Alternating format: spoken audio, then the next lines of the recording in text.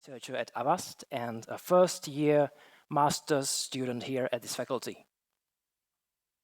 You all know probably what an IoT, Internet of Things is. I guess you already read or heard that number of IoT devices is rising and so on. So why I'm talking about IoT here at Linux conference, this is because most of the current IoT devices, small office, home office routers, smart cameras, etc., use Linux as a base for their firmware. Unfortunately, manufacturers don't take into account much of a security.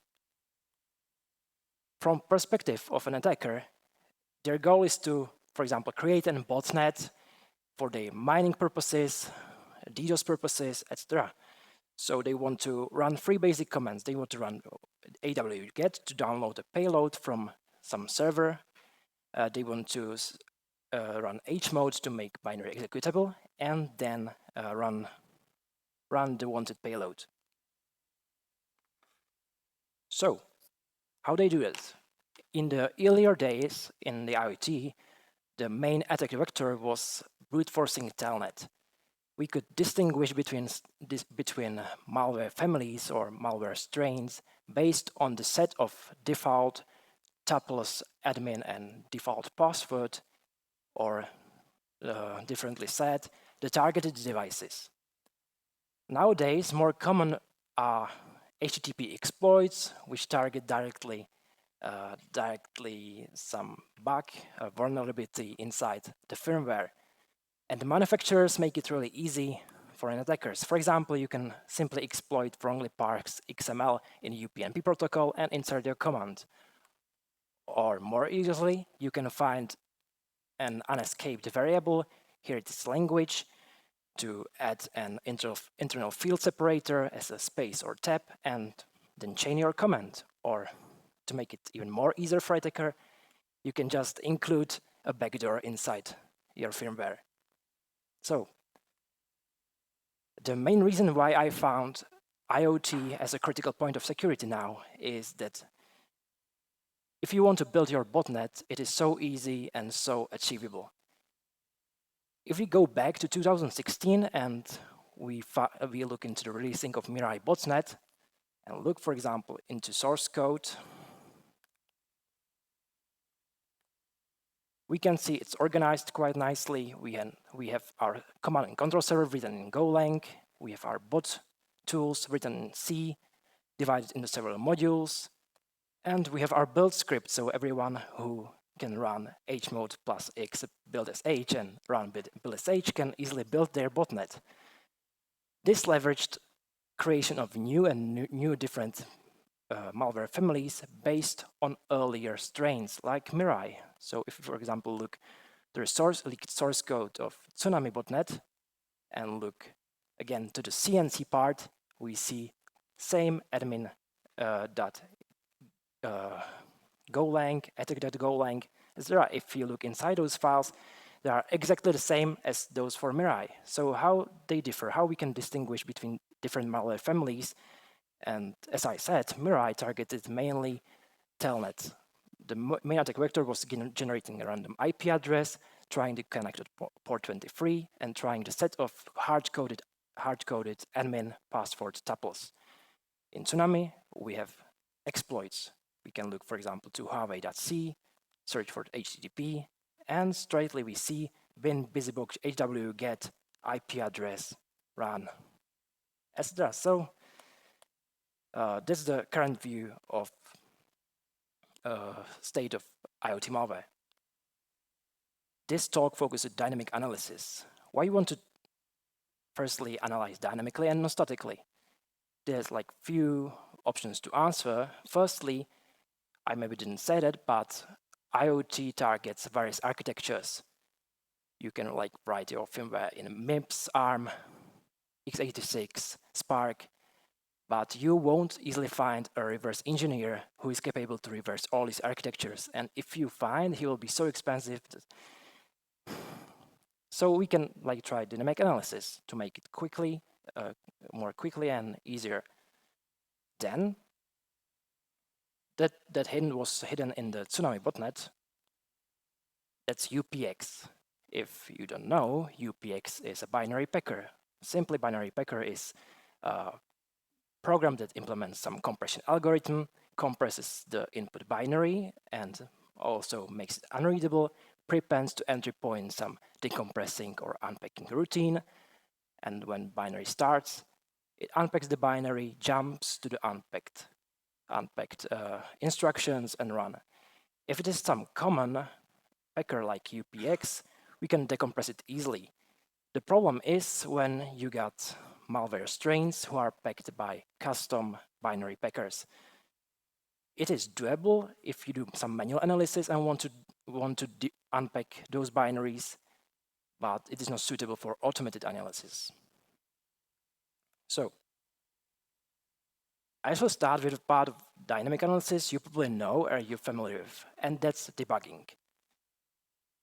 If you are a C or C++ developer, you probably used GDB or some other debugger that's hidden inside your integrated development environment, and that's probably just a wrapper around GDB. So you know that if we have some simple program that loops from 3 to 0, prints a variable, calls sleep, you know that we can open debugger. You know that we're capable of setting breakpoints and run the binary. Well, the main difference when you're debugging your own binary is that you have access to the source code. Now you have to look at this assembly. Well, as I previously said, IoT malware targets various architectures. This is just x86, so we can continue easily. We can toggle assembly layout for GDB and step instructions. Firstly, we see that binary allocates 16 bytes for local variables.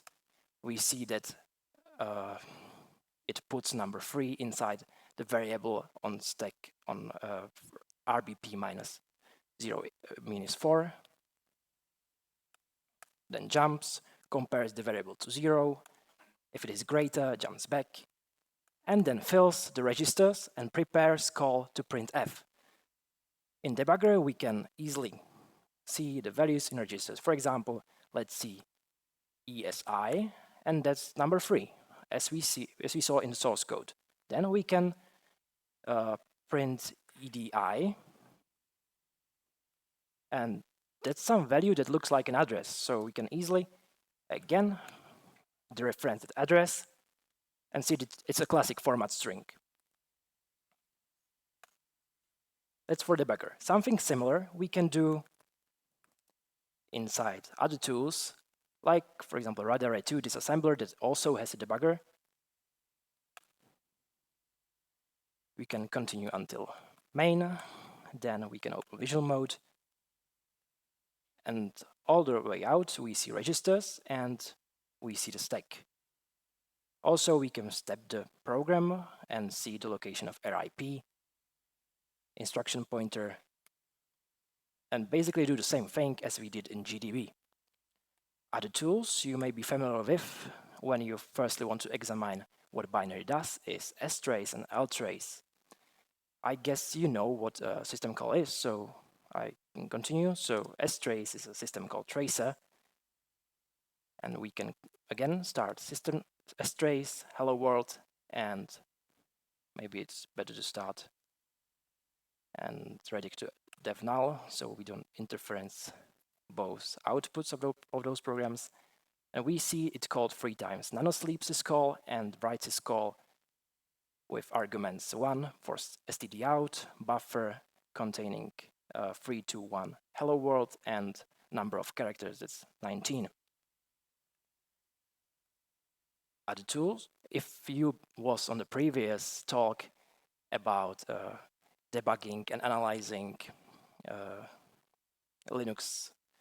native Linux applications, it was like the next room. You probably examined all the possibilities in ltrace, so I just quickly go with it. So we see the ltrace called printf, print usleep, printf, usleep, printf, usleep, and put s. All these tools have one thing in common. They all are implemented using ptrace syscall. If we go in manual pages of ptrace, we see that it's a means by which one process may observe or control another process. It has variable. It has 4 arguments. That's request, PID, other, and data.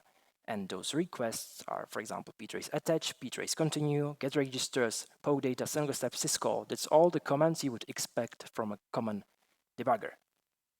So, one of these commands is also ptrace trace-me, and that's a command that indicates you want to trace yourself. So it can be easily used as an anti-debugging technique like this. Let's have a program that implements call to ptrace. That's a wrapper function around the ptrace syscall with the argument ptrace trace-me, and if it's not able to trace itself, it will return 1 and write a not debug me message. Otherwise, it runs some evil malware code that we want to debug. And now, if we run our debugger against ptrace, we get this message. So how we can get rid of this? Firstly, we can see that ptrace is dynamically linked binary. And we know that we have some dynamic linker. If we go to the man pages of dynamic linker and we search for LD preloads, we see that it's a list of user-specified ELF shared objects to be loaded before others. Well, that's great for us. We can implement our own shared binary that implements our own version of ptrace and put it to LD preload so that analyzed binary uses our version of ptrace instead of the libc one. So let's do this. We can implement our hook for ptrace. Let's have exactly the same arguments as the original ptrace. We can load the ptrace location from dynamic linker symbols and easily, for example, return absolute value for this. So it won't be ever -1. Then we can compile it as the position independent code.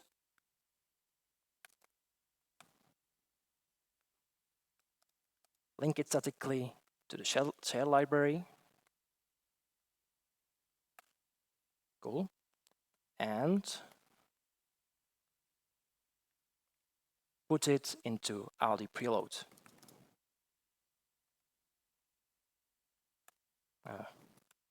And now we can debug the part we wanted.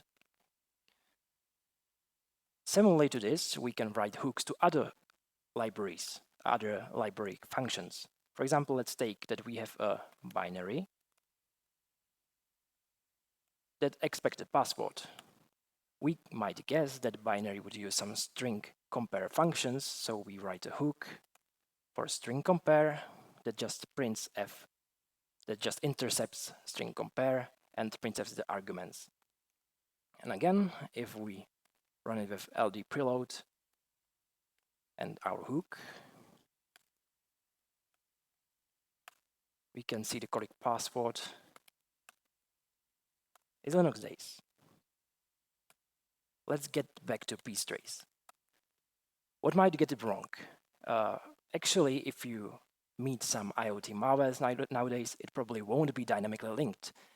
So let's compile the binary statically.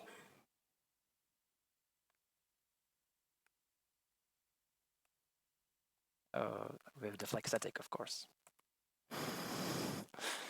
Now, if you look what we got here, we see that ptrace static is much larger than the original one binary because it has the linked in the library C functions. So how would you solve this? Great, we can modify the binary. We can open it in our favorite open source assembler and look at what it does. We can jump to main, open in visual mode, and right ahead we see that it calls some ptrace function, compares array x, which contains the return value from the function, to 0xFFFF, which is -1, And if it's not equal, then it jumps here to do some evil.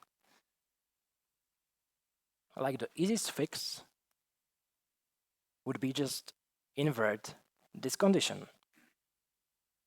So we can just note up this address, edit the binary to jump equal if instead of jump not equal, and instead of bytes 7511 we have 7411. Quit, open in Debugger, and we can again trace. Unfortunately, this way we change just one condition for this specific binary, and moreover we inverted the logic of the binary so we can start it normally again. So another solution, just even with patching, would be search for all syscalls. We can look into man syscall, see the table of ABIs, and we see that x86-64 has instruction syscall with syscall number in array-x and return value in array-x. I maybe kill this. So, but of course we know where the syscall is. We know where's the function. We can seek to location anobin elf. That's wrong location. Firstly main. Location anobin ptrace.c, and we could search for syscall, and I can highlight this, and now we see it. Syscall, and right in front of it there's a move EAX 0x65 that's constants 101. If we didn't know that ptrace has 1 and 1, we can search the Linux source code in arch x86 entry syscalls, syscall 64 table, search ptrace, and now it is 101. So we see that syscall is a 2-byte instruction. We can put, for example, some other nice 2-byte instruction that would make the return value 0 as a success. And that's, for example, XOR EAX. If we save it, quit, and run it again, we can see we're going to fix the binary. What's better, rather 2 is highly scriptable, so we can automate this stuff. We can write a short Python script that search for syscalls. We can look for all previous instructions, disassemble it, and for example, right here I compare it with the EAX and 0x65, but you can write all other instructions that would mean that you put decimal 101 into register EAX. And if we run the script again,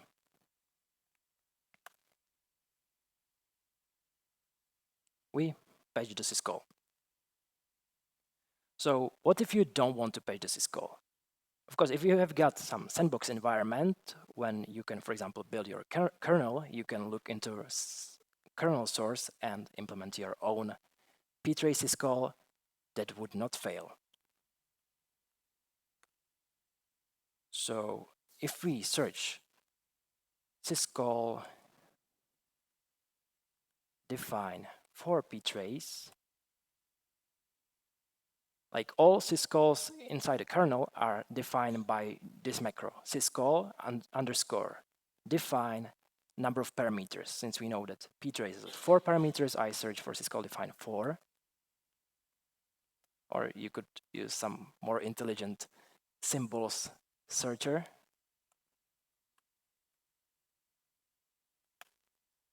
And right ahead we see that in comparison, if the request is ptrace trace me, and if we look inside the header files, we can look up that the ptrace trace me value is 0, and there's a return ptrace trace_me, we can again, for example, return absolute value, or we can return 0, recompile the kernel and use in our sandbox environment.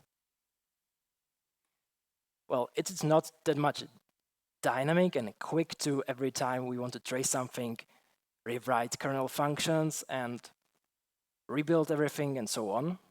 So if you use older kernel, you could, for example, rewrite entries inside a syscall table, but it's not possible since kernel version 2.6.24, because since then, kernel table or Linux system calls kernel table is read-only until you compile your kernel with debug read-only data SES symbol and strict memory read-write-execute. Fortunately, kernel has several methods how we can trace. Basically, there's 3 main source events inside kernel. That's trace points. Those are just statically defined parts of code on predefined kernel functions that we can trace. Then we have kpros. Those are dynamically inserted, and so we can trace arguments we want. And lastly, there are PMCs, performance monitoring counters. For these tracing sources, there are various tracing frontends. Some of them are inside the kernel as a part of the kernel source code, and some of them, and I probably mentioned just one, that's an external tool. First of them is Ftrace. I just mentioned I just quickly go around all these tools that make us available to trace inside the kernel. But if you want to know more details, look up Stephen Rostedt, who is kernel developer who works, for example, on Ftrace, has various talks about this topic, or Brandon Gregg, who is like the top level of performance analysis. He works as performance engineer at Netflix and has quite an informational blog. Again, tons of talks about this topic, and Ftrace, Perf and EBPF, which I'll talk about later. So, what's an Ftrace? Ftrace is an implementation of a special file system called trace-fs. You can mount this file system using this command. Hope it's this command. Okay, this command in history. And when we go to the syskernel tracing, we see just a bunch of files. And that's the main point of Ftrace. You don't need to compile any additional tools. You have just the file system. You need echo and cut. And just using this, you can set up your kernel tracing. So let's, for example, see available tracers. For our purposes, the most useful ones would be function graph and function tracer. So let's enable function tracer.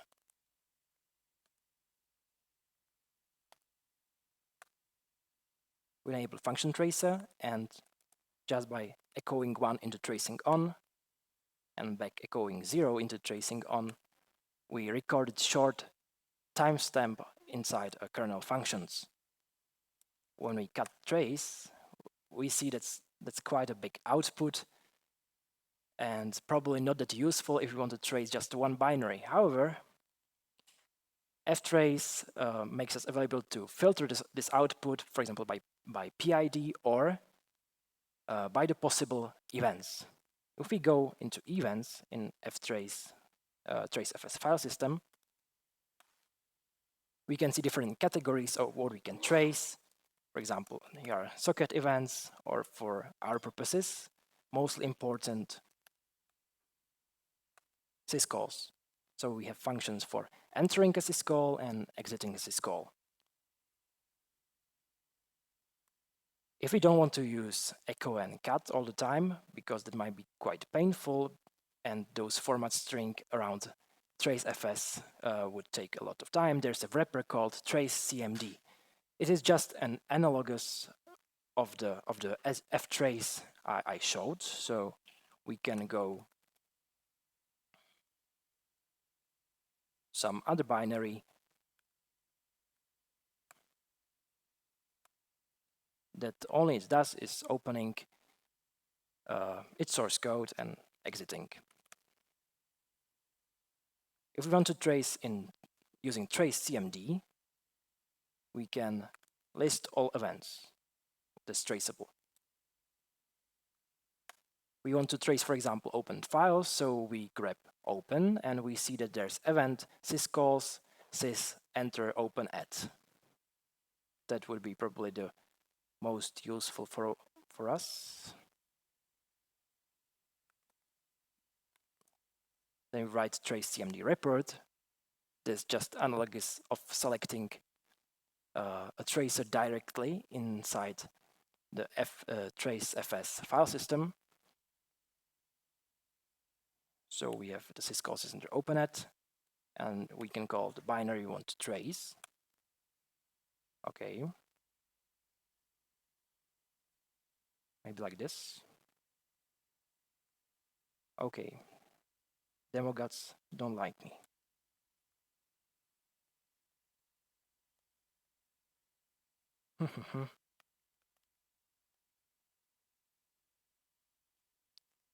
Like it should be trace-cmd record e syscalls.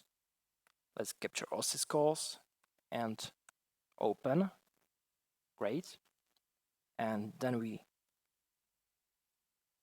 trace cmd report, and we see the output of our binary. And we see all the syscalls, and we can see there's also that open at, and unfortunately we see that parameter file name is just an address and not the actual file name. So depending on your use case, this tool might be useful or not. As I said, these predefined events use statically defined trace points. But we can define our own kprobes. This is done if we go back to sys kernel tracing.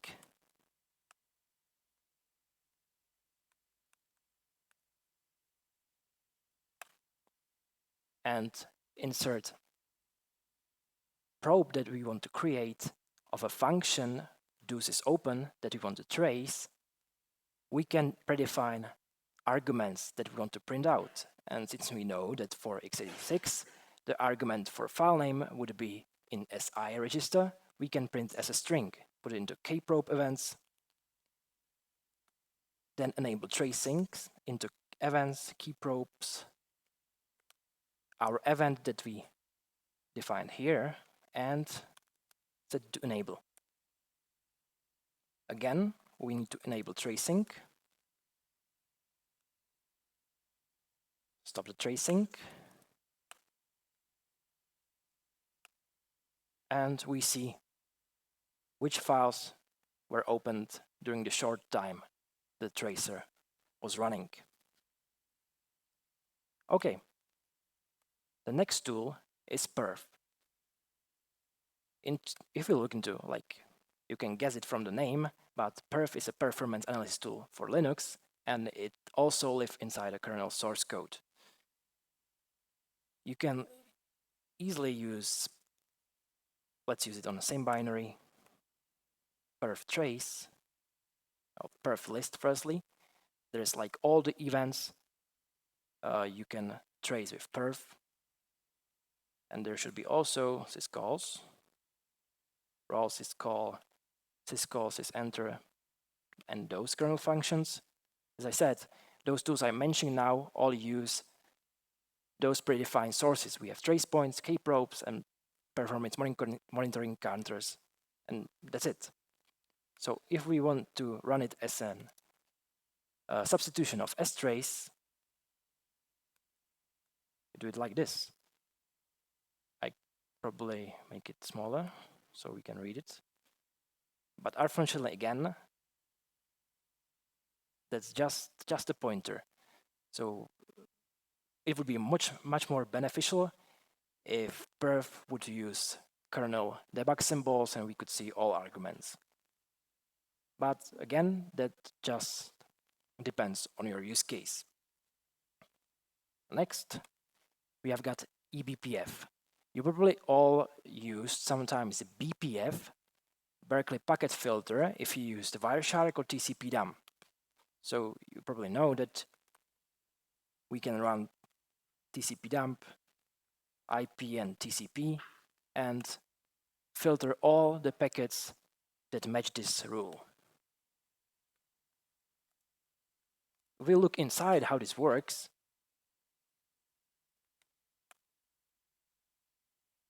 is that the BPF has actual bytecode with its own instruction set.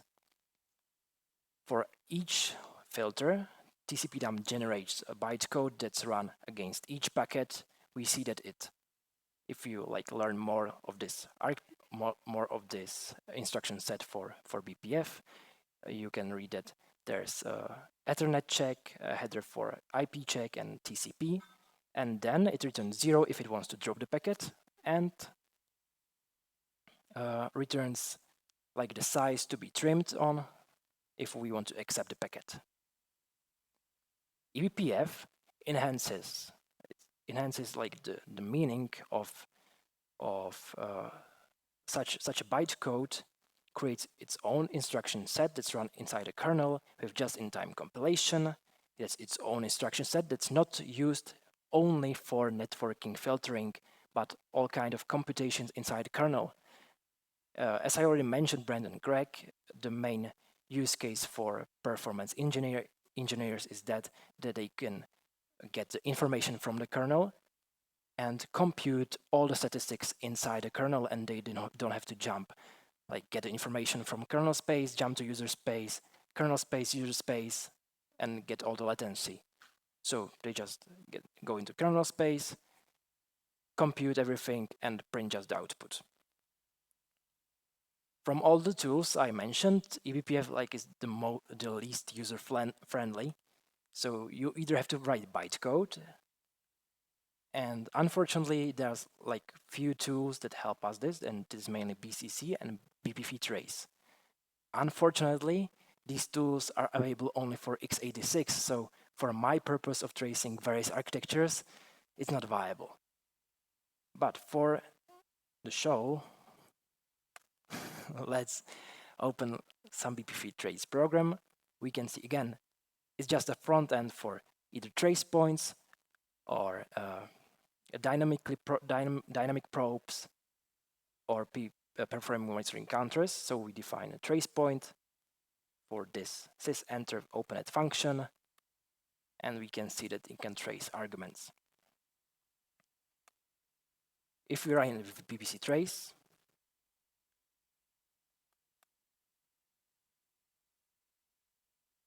we can see that we catch this line. That's the root open.c opened by our analyzed binary. Last tool I want to mention is SystemTap. Out of all these tools, SystemTap is not part of Linux kernel, and it enables us to use C-like language. As you can see, we can just printf arguments, we can probe everything, we can do some computation, and all of that quite easily and user-friendly.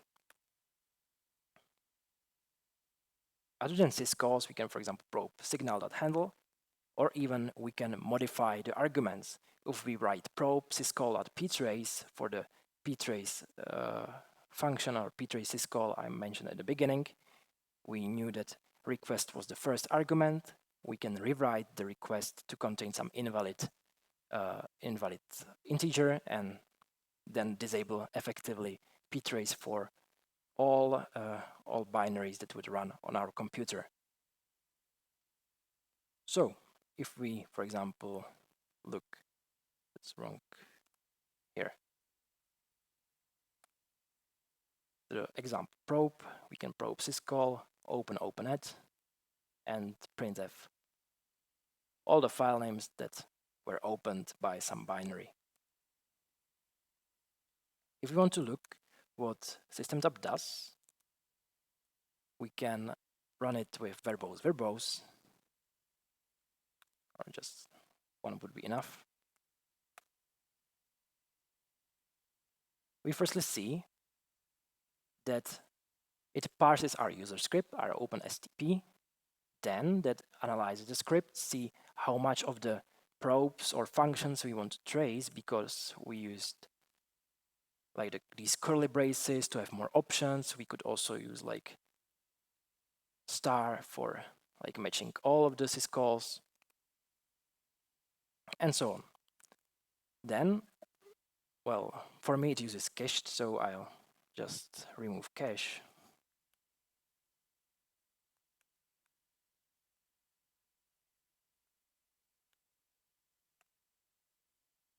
Let's run it again. Yeah, again, we see that SystemTap generates a C file from our SystemTap script, and then C file is compiled into kernel module, and using the stop-run internal tool for SystemTap, the kernel module is inserted inside the kernel and it runs. If we then use it with our target binary, we can flexibly alter the output, alter the probes we want to monitor, etc.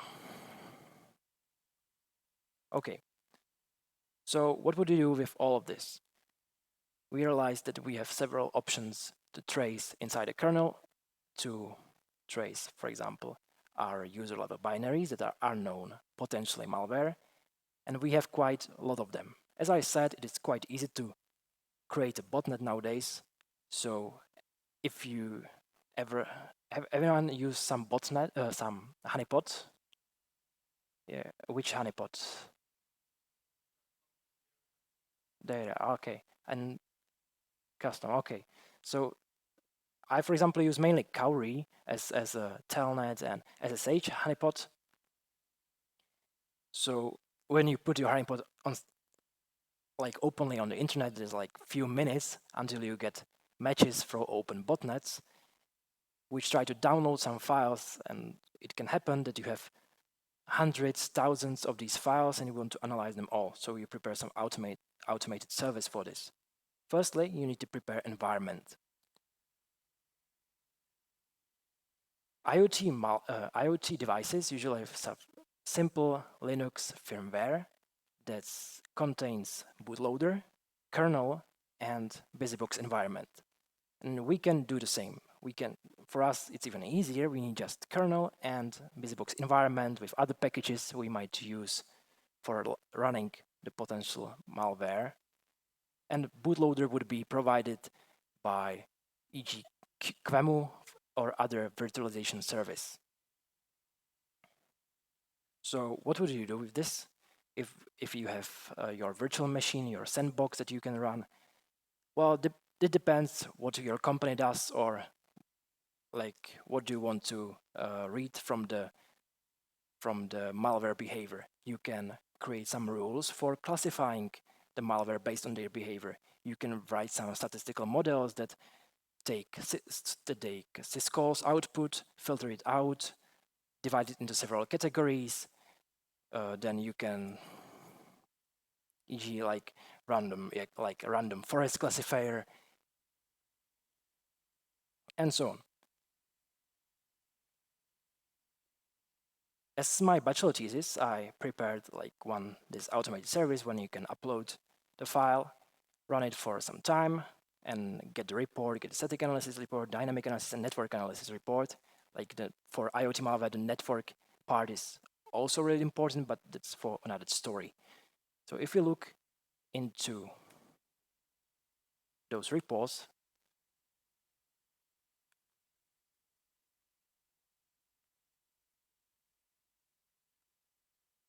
we can, for example, see open files, see patterns, what it did,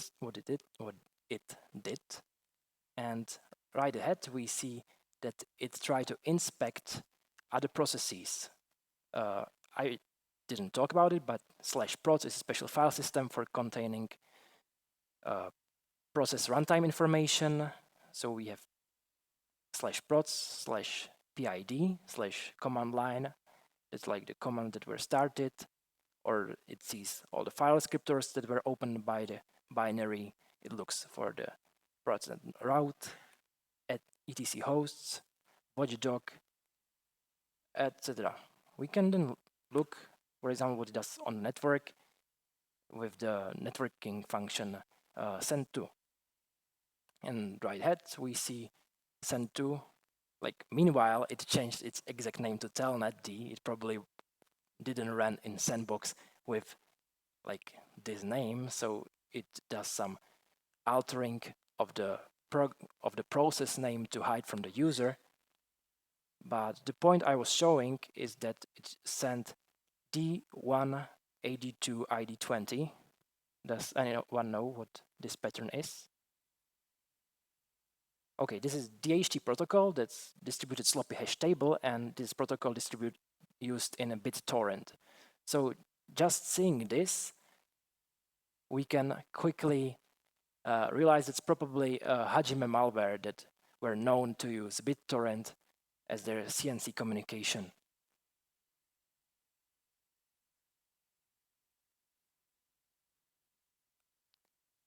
Like, let's see some other malware. We can again see various open files. Here I would like open files which tend to be semaphores or shared memory that's used for synchronization between services. But if we look inside the report, we see many writes. And we can stop at this one with the argument 3 and 177 elf. And right ahead we see this is a program that drops some elf binary that's not quite common for an unknown software to download a bunch of stuff inside your system. And again, could be used to write some rule and detect it as a malware in combination with some static meaning. Okay, this was my short introduction into tracing inside Linux and seeing it from the perspective of analyzing IoT malware. And if you have got any questions, I'd be glad, and I hope I wasn't too confusing.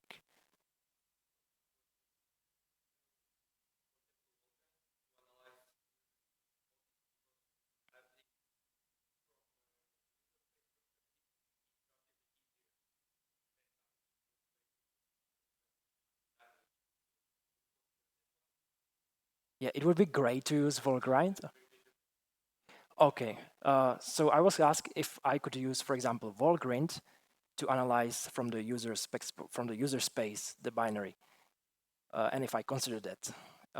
Well, I didn't consider it, but it's a good idea, mainly because you can analyze from this look of the memory dumps and memory manipulations inside the process using the Volgrind, and that would be good. But as I said, we have tons and tons of incoming malware samples, and that's ton of data.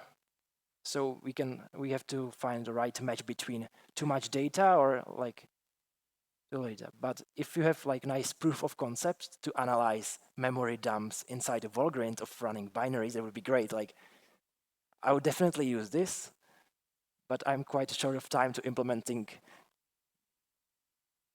But it's a great feature. I would like to use that. Any other questions?